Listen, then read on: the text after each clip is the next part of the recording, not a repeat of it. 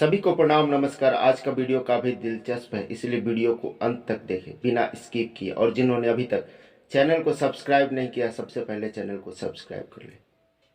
बाबा बागेश्वर इन दिनों बिहार में रहे और बिहार की राजनीति और अध्यात्म जगत में तहलका मचाकर वापस चले गए। इतनी भीड़ शायद ही किसी स्टेट में बाबा के दरबार में पहुंची होगी कभी।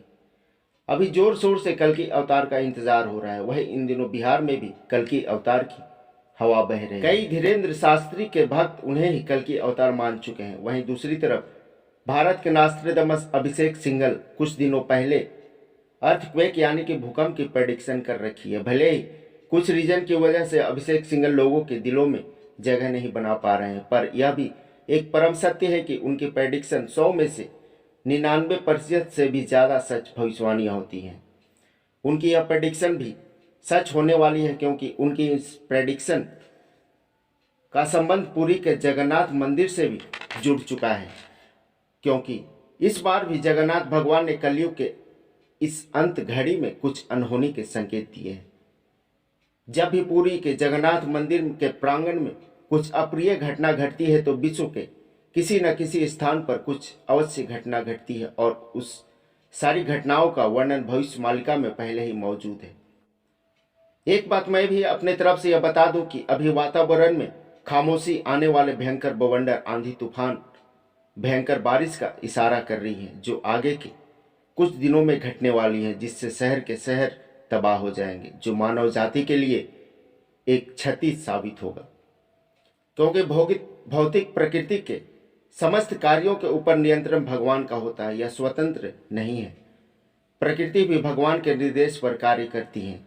भगवान कृष्ण ने गीता में कहा है कि मयाध्यक्षेण प्रकृति सूयते सचराचरम, जिसका अर्थ है पूरे प्रकृति पर भगवान का कंट्रोल है। जब हमारे समक्ष हमारे दृश्य जगत में कोई भी आश्चर्यजनक घटना घटती है तो हमें यह जानना चाहिए कि इस दृश्य जगत के पीछे एक नियंता है। बिना नियंत्रण के किसी का प्रकट होना संभव नहीं है। प्रकृति जब नियंत्रण करेगी तब कल्कि अवतार का आगमन होगा।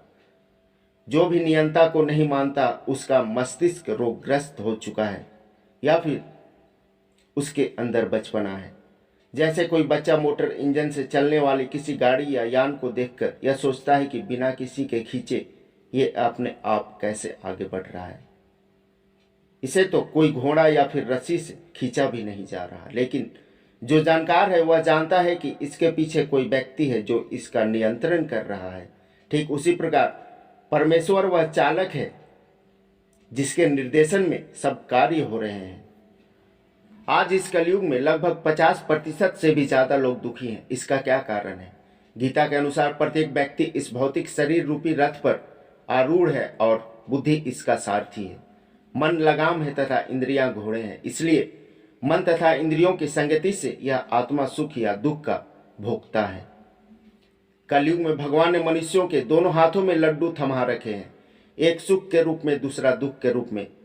वह मनुष्य उस व्यक्ति पर वह निर्भर करता है कि वह कौन सा लड्डू खाना चाहता है या फिर खा रहा है।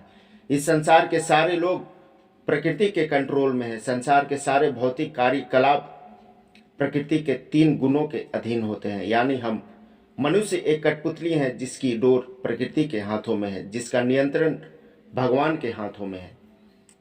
अभी के दौर में पूजा करना भी एक फैशन हो चुका है, दिखावा हो चुका है। लोगों के मन में भक्ति नहीं बल्कि दिखावे की प्रवृत्ति जागृत हो चुकी है। इसी प्रवृत्ति के कारण आज धर्म एक धंधा बन चुका है। जिन व्यक्तियों का बुद्धि विवेक कम रहता है वे भगवान से, देवताओं से अपनी पूजा भक्ति के बदले गाड़ी, बंगले और अपने ऐशो आराम की वस्तुएं मांगते हैं, जो अस्थायी है, यानी जो मरने के बाद समाप्त हो जाएंगी।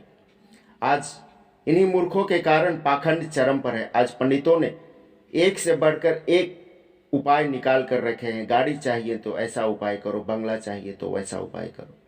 उपाय करते करते व्यक्ति अपने सारे पैसे सामग्रियां खरीदने में गवा देता है, पंडितों को झोलियां भरने में गवा देता है। किसको क्या मिलना है यह आपके कर्म तय करते हैं। उपाय भगवान कृष्ण ने खुद कहा है, सदैव मेरा चिंतन करो, मेरी भक्ति करो, मेरी पूजा करो। इस प्रकार तुम निश्चित रूप से मेरे पास आओगे। मैं तुम्हें वचन देता हूँ, क्योंकि तुम मेरे परम प्रिय मित्र हो। I am the source of all spiritual and material worlds. Everything emanates from me. The wise who perfectly know this engage in my devotional service and worship me with all their hearts. इसलिए भगवान को नमस्कार करते रहें, और अगर आपने अभी तक चैनल को सब्सक्राइब नहीं किया है तो जल्दी से सब्सक्राइब करें और प्रभु की लीला को देखने का सौभाग्य प्राप्त करें।